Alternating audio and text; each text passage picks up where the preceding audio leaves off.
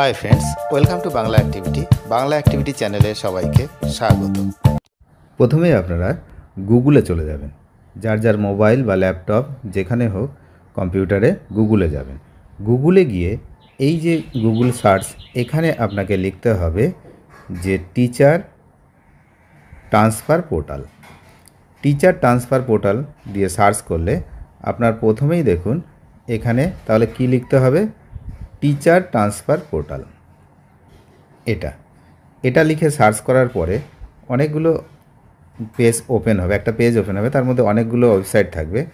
আমাদের হচ্ছে প্রথম ওয়েবসাইটটা, অর্থাৎ বাংলার শিক্ষা টিচার, এই যে টিচার লগ ইন আর ভিজিট, এই যে বাংলার শিক্ষা .gov.in, বেসিক্যালি আমাদের এটাতে খুলতে হবে, কারণ বাংলা শিক্ষার অনেকগুলো পোর্টাল রয়েছে। তো এটা টিচার ট্রান্সফার পোর্টাল, তো এখানে লগ ইন করতে হবে। দেখুন এখানে যখনই লগ ইন করবো আমরা, তখন এই উৎসশ্রীর এই পোর্টালটা খুলবে বাংলা শিক্ষার। তো এখানে আমরা কি দেখতে চাইছি এক্ষুনি বুঝতে পারবো। সেটা হচ্ছে এখানে যে লেটেস্ট নিউজ আছে, দেখুন এই যে এই জায়গাতে লেটেস্ট নিউজ, এই লেটেস্ট নিউজে আমরা ক্লিক করব। লেটেস্ট নিউজে ক্লিক করার সঙ্গে সঙ্গে আমাদের এখানে ওপেন হয়ে যাবে যে school education department government of West বেঙ্গলের এই যে এটা ওপেন হয়ে যাবে পেজটা। এই পেজের একদম প্রথমেই দেখুন রয়েছে এখানে attention, teaching and non teaching staff willing to submit applications for transfer. আপনারা জানেন চলতি মাসেই কিছুদিন আগে আমাদের যে 2023, 22, 23 এরকম বেশ কিছু টিচার ট্রান্সফার বা হচ্ছে শিক্ষক অশিক্ষক সব কর্মচারীর যে ট্রান্সফার ছিল, ট্রান্সফারের সেই এটা কিন্তু বাতিল করা হয়েছিল। এবং তার ফলে কি হয়েছিল, অনেকেই ট্রান্সফার নিয়ে চলে গেছিলো, তারপরে আবার হচ্ছে তাদেরকে তাদের পুরনো স্কুলে জয়েন করার কথা বলা হয়েছে। তো এখন নতুন করে আবার কিভাবে আবেদন করা যাবে সেই পদ্ধতি কিন্তু এখানে নতুন করে চালু হলো। তো কি এই ভিডিওতে আমরা জানবো, মূলত কয়েকটা বিষয় জানবো। সেটা হচ্ছে আবেদন কিভাবে আনলক করা হবে, অর্থাৎ পুনরায় আগে যদি কোনো আবেদন থাকে সেই আবেদনটাকে ক্যান্সেল করে কিভাবে আবার নতুন আবেদন হবে, কারণ একটা আবেদন করা থাকলে আর নতুন করে আবেদন হয় না। তারপরে কোন কর্তৃপক্ষ এই আনলকটা করবেন, আপনি যদি আবেদন আগে থেকে করে থাকেন তো সেই আবেদনটা কোন কর্তৃপক্ষ করবেন। তারপরে বিশেষ করে প্রাথমিক শিক্ষকদের জন্য অতিরিক্ত নিয়ম আনা হয়েছে, তো সেটাও আমরা জানবো এই ভিডিওতে। আর শূন্যপদ সংক্রান্ত নতুন সিদ্ধান্ত নেওয়া হয়েছে। আর জেনারেল ট্রান্সফার আবেদনকারীদের জন্য সুখবর আছে, যারা জেনারেল ট্রান্সফার আবেদন করেছেন তাদের জন্য কিন্তু সুখবর আছে। তাহলে কিভাবে কি হবে বিস্তারিত কিন্তু আমরা এই ভিডিওতে জেনে নেব। তাহলে পশ্চিমবঙ্গ স্কুল শিক্ষা দপ্তর উৎসশ্রী পোর্টাল এখনই আমি দেখালাম। এই উৎসশ্রী পোর্টালের অনলাইন মিউচুয়াল ট্রান্সফার প্রক্রিয়ার জন্য গত 17ই জুন এই কিন্তু এটা প্রকাশ করেছে।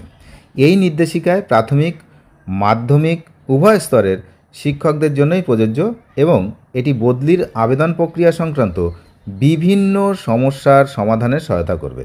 তাহলে বিস্তারিত আমরা জানব। প্রথমেই আমরা জেনে নিই আবেদন আনলক করার নিয়ম।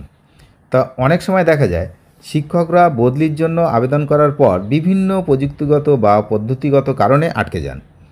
নতুন নির্দেশিকা এই সমস্যা সমাধানের কয়েকটি গুরুত্বপূর্ণ পদক্ষেপের কথা বলা হয়েছে। কি না, এখানেও কিন্তু সমস্ত লেখা আছে, এলিজিবিলিটি ক্রাইটেরিয়া ফিরে সবই লেখা আছে। আর হচ্ছে এইগুলোই আমি আপনাদেরকে জানাবো। যে আবেদন করার পদ্ধতিটা একটু পরে আমরা দেখছি, আসলে আগে কি হবে সেটা আমরা প্রথমে জেনে নিই। যদি কোনো শিক্ষক মিউচুয়াল ট্রান্সফারের জন্য আবেদন করে থাকেন কিন্তু পার্টনার শিক্ষকের কাছ থেকে কোনো সাড়া না পান, ভালো করে বুঝবেন, আপনি মিউচুয়াল ট্রান্সফারে আবেদন করেছেন কিন্তু যে পার্টনার শিক্ষক মানে যার বদলে আপনি যাবেন, সে যদি কোনোরূপ কোনো সাড়া না দেয়, তাহলে এখন থেকে ডিপিএসসি অর্থাৎ প্রাথমিক শিক্ষকদের জন্য ডিপিএসসি এবং মাধ্যমিক শিক্ষকদের জন্য ডিআই সেই আবেদনটি বাতিল করে আবেদনকারীর প্রোফাইল আনলক করে দিতে পারবে। বোঝা গেল ব্যাপারটা? তাহলে আপনি যে আবেদন করেছিলেন আবেদন সেটা তাহলে বাতিল হয়ে আনলক হয়ে গেল, আপনি আবার নতুন করে আবেদন করতে পারবেন। এর ফলে আবেদনকারী নতুন করে আবেদন করতে পারবে। এমনকি যদি যুগ্মভাবে আবেদন করার পরেও বদলির অর্ডার বা সুপারিশপত্র জারি না হয়ে থাকে, তাহলেও সেই আবেদনটি আনলক করা সম্ভব। ঠিক আছে, তাহলেও কিন্তু সেই আবেদনটি আনলক করা সম্ভব। এবার আনলকটা করবেন কোন কর্তৃপক্ষ, সেটা এক্ষুনি আমি বললাম যে ডিআই অফিসের ডিআইরা আর ওদিকে ডিপিএসসির যারা চেয়ারম্যান রয়েছে, তো এই অফিস থেকেই কিন্তু করা হবে। আর প্রাথমিক শিক্ষকদের জন্য কি হচ্ছে না, একই জেলার মধ্যে বদলির ক্ষেত্রে ডিপিএসসি এবং ভিন্ন জেলার মধ্যে বদলির ক্ষেত্রে পশ্চিমবঙ্গ প্রাথমিক শিক্ষা পর্ষদ আবেদন আনলক করবে। এটা কি, যদি একই জেলার মধ্যে আবেদন হয় প্রাথমিক মানে প্রাইমারি শিক্ষকদের, তাহলে সেটা ডিপিএসসি সেরে ফেলবে তাদের সমস্যাটা। কিন্তু যদি অন্য জেলার মধ্যে বদলি হয় তখন কিন্তু প্রাথমিক শিক্ষা পর্ষদ তারা আবেদন আনলক করবে। তো সেক্ষেত্রে একটু ঝামেলা রয়েছে, আগে এখান থেকে ভেরিফিকেশান হবে, তারপরে তো ওখানে যাবে। তো যাই হোক, আর মাধ্যমিক শিক্ষক ও শিক্ষাকর্মীদের জন্য সেন্ট্রাল স্কুল সার্ভিস কমিশন এই দায়িত্বে থাকবে যদি সুপারিশপত্র বা বদলির অর্ডার জারি না হয়ে থাকে। আচ্ছা, প্রাথমিক শিক্ষকদের জন্য অতিরিক্ত কিছু নিয়ম রয়েছে। প্রাথমিক শিক্ষকরা মিউচুয়াল ট্রান্সফারের জন্য আবেদন করার সময় এখন থেকে ডিপিএসসি কর্তৃক জারি করা কনফার্মেশন অর্ডারের একটি কপি আপলোড করতে বাধ্য থাকবেন। ভালো করে শুনবেন যে ডিপিএসসি কর্তৃক জারি করা কনফার্মেশন অর্ডারের একটি কপি, সেই কপিটা কি করতে হবে, এই কপিটা হচ্ছে আপলোড করতে বাধ্য থাকবেন। এবার শূন্যপদ সংক্রান্ত নতুন সিদ্ধান্ত হয়েছে। সেটা কি, অনেক ক্ষেত্রে বদলির অর্ডার জারি হওয়ার পরেও শিক্ষক পদে যোগ না দেওয়া পদটি ব্লক হয়ে থাকতো। এটা হয়, বদলির অর্ডার হয়ে গেছে অথচ যোগ দিচ্ছে না, তাহলে কি ওটা ব্লক হয়ে গেল। এখন থেকে মধ্যশিক্ষা পর্ষদ এই ধরনের ব্লক হয়ে থাকা শূন্যপদগুলিকে আনব্লক করতে পারবে। এই আনব্লক করা শূন্যপদগুলি বর্তমান পরিস্থিতি অনুযায়ী বিবেচিত হবে। আর জেনারেল ট্রান্সফার আবেদনকারী যারা রয়েছে তাদের জন্য সুখবর, যে সমস্ত শিক্ষক বা শিক্ষাকর্মী ইতিমধ্যে জেনারেল ট্রান্সফারের জন্য আবেদন করেছেন তারা এখন থেকে সেই আবেদন বাতিল করে মিউচুয়াল ট্রান্সফারের জন্য আবেদন করতে পারবেন, যদি তাদের সুপারিশপত্র বা বদলির অর্ডার জারি হয়ে না থাকে। এখানে কন্ডিশনটা এটাই, যদি বদলির অর্ডারটা জারি না হয় এখনও পর্যন্ত, তবেই হচ্ছে এটা সম্ভব। এটি একটি অত্যন্ত গুরুত্বপূর্ণ পদক্ষেপ, কারণ এর ফলে বহু শিক্ষক যারা জেনারেল ট্রান্সফারের আবেদন করে আটকে ছিলেন তারা এখন মিউচুয়াল ট্রান্সফারের সুযোগ পাবেন। এই নতুন যে নির্দেশিকা সেটা কিন্তু বদলি সম্পর্কে আরও স্বচ্ছ সরল করে তুলবে, কারণ আপনারা জানেন এই বদলি সংক্রান্ত বিভিন্ন দুর্নীতির খবর সামনে এসছে এবং তার জন্য সংগ্রামী যৌথ মঞ্চ থেকে শুরু করে যারা আন্দোলনকারীরা রয়েছে তারা কিন্তু রীতিমতো হুঁশিয়ারি দিয়ে রেখেছেন যে এই ধরনের ঘটনা ভবিষ্যতে ঘটানো যাবে না, বদলি সংক্রান্ত কোনো দুর্নীতি করা যাবে না, ঠিকঠাক সময়ে ঠিকঠাক বদলি করা হবে। এই ব্যাপারটাকে সামনে রেখেই এই উদ্যোগ, যাতে ব্যাপারটা স্বচ্ছ এবং স্বাভাবিক প্রক্রিয়ায় চলতে পারে। এখন দেখুন এখানে কিন্তু অ্যাপ্লিকেশান ফর ট্রান্সফারের জন্য নতুন অ্যাপ্লিকেশান যে এলিজিবিলিটি ক্রাইটেরিয়া কী কী দরকার সেটা কিন্তু এখানে লেখা আছে। The applicant should be confirmed and serving in the present school in the present post for last 5 years। এবার আমরা আসব যে এই যে টিচিং অ্যান্ড নন টিচিং স্টাফদের যে অ্যাপ্লিকেশান সাবমিট করার জন্য ট্রান্সফারের তার কি কি প্রসেস আছে বা কি কি ক্রাইটেরিয়া, কি কি এলিজিবিলিটি ক্রাইটেরিয়া লাগবে। প্রথমে আমরা দেখে নিচ্ছি এলিজিবিলিটি ক্রাইটেরিয়া। এই ক্রাইটেরিয়ার মধ্যে কয়েকটা গুরুত্বপূর্ণ বিষয় কিন্তু এখানে দেখতে পাচ্ছি।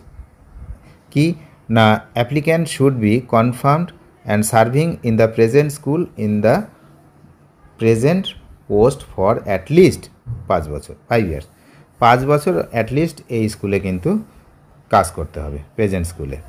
Applicant must be within 59 years of age, 59 বছরের মধ্যে হতে হবে বয়স। Place of posting should be more than 25 kilometre in case of secondary school. Secondary স্কুলের জন্য 25 কিলোমিটারের বেশি হতে হবে পোস্টিংটা, স্কুল দুটোর মধ্যে দূরত্ব মিনিমাম 25 কিলোমিটার হতে হবে। Primary teachers will not be able to apply within the same circle. Same সার্কেলের মধ্যে প্রাইমারি টিচার্সরা অ্যাপ্লাই করতে পারবে না।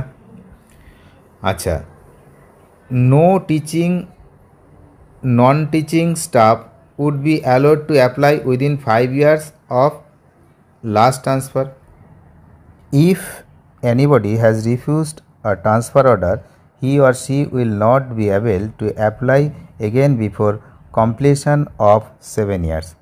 7 বছর কমপ্লিট না হলে 7 বছরের মধ্যে সে কিন্তু আর অ্যাপ্লাই করতে পারবে না যদি সে একবার ট্রান্সফারটাকে রিফিউজ করে। If anybody is under suspension facing any disciplinary proceeding, judicial proceeding of charges of financial irregularity, he or she shall not be able to apply for transfer। তাহলে ট্রান্সফার কে কে করতে পারবে, কে কে করতে পারবে না, সব কিন্তু ডিটেলস এখানে দেওয়া আছে। অ্যাপ্লাই কে করতে পারবে, কে করতে পারবে না। এবার হচ্ছে ডকুমেন্টেশন, কি কি ডকুমেন্ট আপলোড করতে হবে এই অ্যাপ্লিকেশনের সময়। Documents relating to any illness, যদি কোনো রোগ ব্যাধি এগুলো থাকে তাহলে তার documents relating to physical disablement above 40%, physical disability যদি থাকে তার অ্যাবাভ 40% তার ডকুমেন্টস লাগবে। Birth certificate of child for female teacher, female টিচাররা ট্রান্সফারের জন্য আবেদন করলে তাদের যদি বার্থ সার্টিফিকেটে তার ছেলে মেয়েদের জন্মের বিষয় হয় তাহলে সেখানে তাদের বার্থ সার্টিফিকেট লাগবে। Distance certificate between places of posting of both spouses, দুটো স্কুলের মধ্যে ডিস্টেন্সটা আপনাকে জানাতে হবে। Distance certificate between place of posting and permanent address, নিজের পার্মানেন্ট বাড়ি আর যেখানে পোস্টিং তার যে দূরত্ব সেই দূরত্বটা জানাতে হবে। Size of documents should not be exceed 200 KB, 200 KBর মধ্যে এই ডকুমেন্টগুলো আপলোড করতে হবে।